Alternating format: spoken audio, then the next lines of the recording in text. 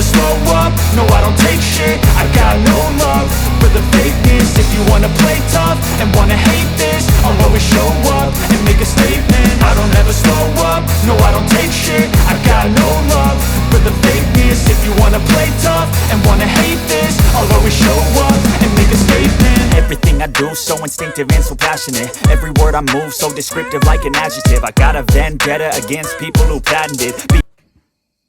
asalaamaaleykum mbokk yi ñu la seen doomu ndey Malé Fofana ñoo ñëwaat tey jii ànd ci ak Jotna TV ni ñu ko baaxoo di def ci seen jotaayu waxtaan yu nag tey jii dañoo bëggoon rek li nga xam ne dañ ko laytaayoon muy kàddu googu nga xam ne docteur Martin Luther King daf ko yëkkati woon nga xam ne dañ ko laytaayoon dañoo bëgg rek ñëw tàmbali ko tey jii dañ koy def ñaari xaaj tey jii incha allah ñu dëgtal leen xaaj bu njëkk bi buñ ñëwaatee rek daal di koy mottali bu soobee yàlla ni ñu koy defee nag mooy andi leen ñu wax ji mu waxoon na mu ko waxee woon rek ci suñu kéemtalaay kàttan suñu paree rek jëm ko sotti ko ci wolof waaye itam dañ koy jëm a méngale ak yëg-yëg bi ñu am ci li xew ci Sénégal xam naa noonu lañ ko bëgg rek defee kon nag ayca. I am happy bëgg naa loolu to join with you today. daje ak yéen tey jii in what will go down in history ci li nga xam ne suñu démb dina ko fàttaliku as the greatest demonstration for freedom in the history of our nation nekk doxu ñaxtu wi gën a rëy nga xam ne suñu réew mi xam na ko 50 years ago lu tollook juróom-benn fukki at ci ginnaaw.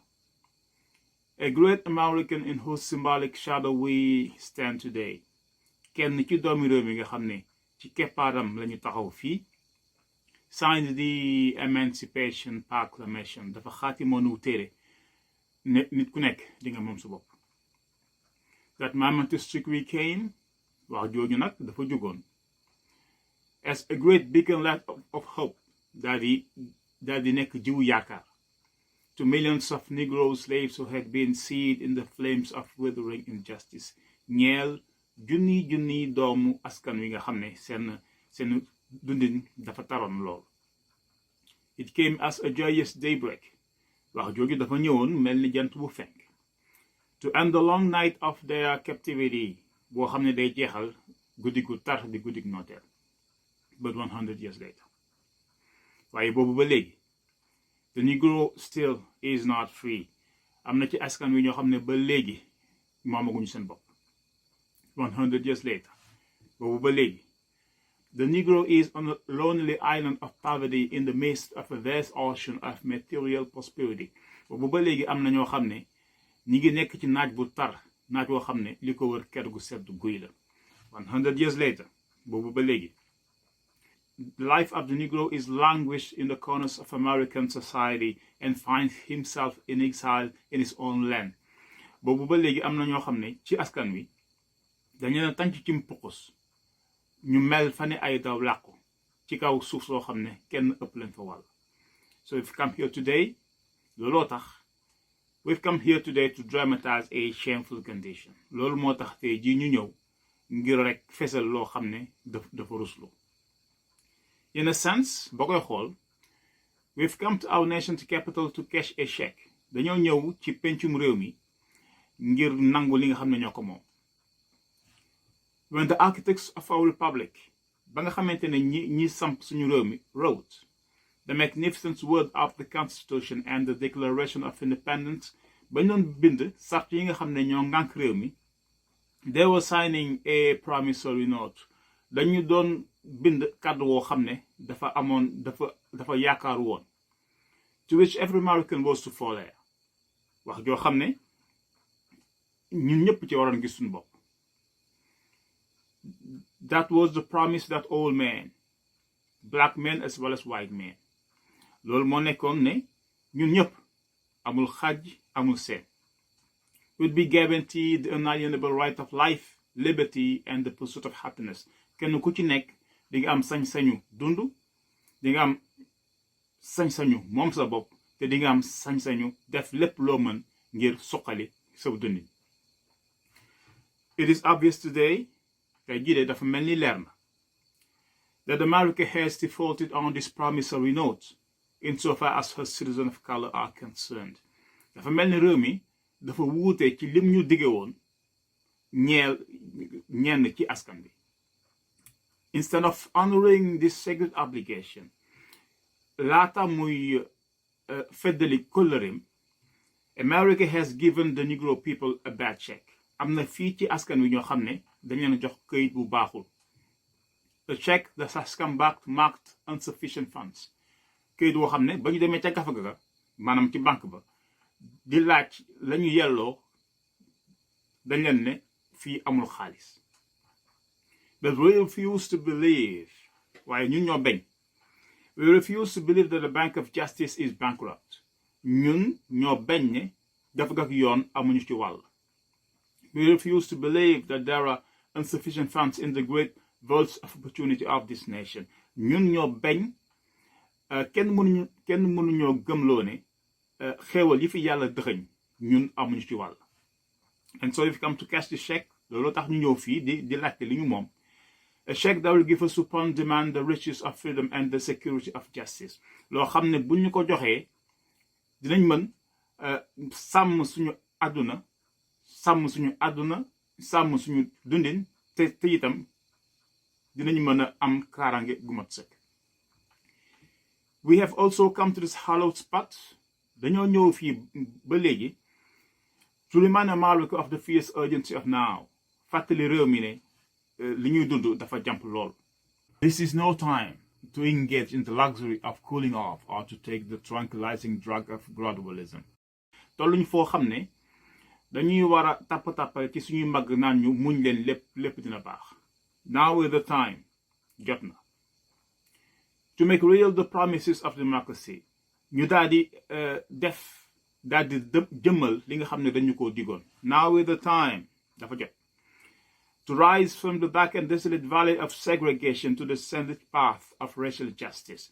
Dafa jot ñu yëkkati réew mi génnee ko ci xurum parparloo bu lëndëm woowu yóbbu ko ci bayaalu njub bi nga xam ne dafa leer naññ. Now is the time, Jotna, to lift our nations from the quicksand of racial injustice to the solid rock of brotherhood. Dafa jot nag ñu génnee suñu dëkk bi ci mbakkuusu yaama neex teg ko ci kekku njub ak jubal. Now is the time, Jotna nag sëkk, to make justice a reality for all of God's children. Ñu fexe ba yoon ak njub nekk loo xam ne képp kuy doomu askan wi dañ ciy gis sa bopp.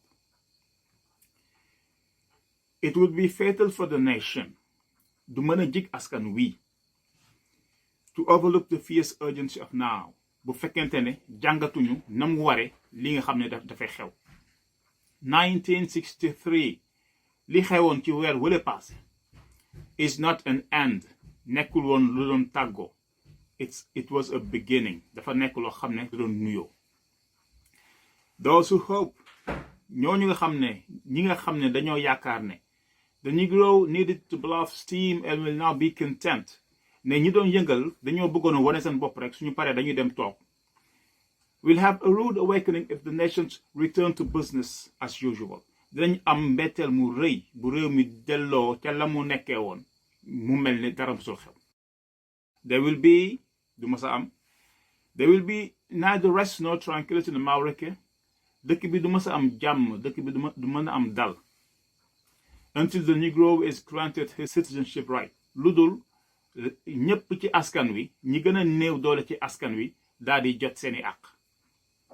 The whirlwind of revolt, calmeer mi nga xam ne the whirlwind of revolt that's shaking the foundation of this nation, calmeer mi nga xam ne mi ngi gësam suñu garabu réew mi, will not pass until there is an invigorating autumn of freedom and equality. Calmeer mi du mës a jeex lu dul ñu gësam garab gi ba meññeent yi wadd kenn ku nekk jot ci sa wàll. But there is something that I must say to my people. Waaye nag am na loo xam ne war naa ko wax ñi ma àndal.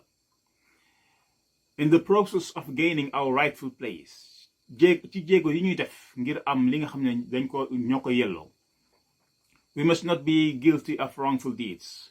Loolu warul tax ba ñu def naka sutul noonu. Let us not seek to satisfy our thirst for freedom by drinking from the cup of bitterness and hatred. Lu ñu xiif waruñu yóbbe ci ñuy sukk ci ndabu bañante ak noonu. We must conduct our struggle on the high plane of dignity and discipline. Dañoo fara fexe ba suñu xeex wi ñu yëkkati ko boole dooley soox mu ànd ak dooley xel. We must not allow our creative protests to degenerate into physical violence. Waruñu fexe ba suñu ñaxtu wi soppeeku ba mel ni xeexu mbedd. Again and again, ma waxati ko.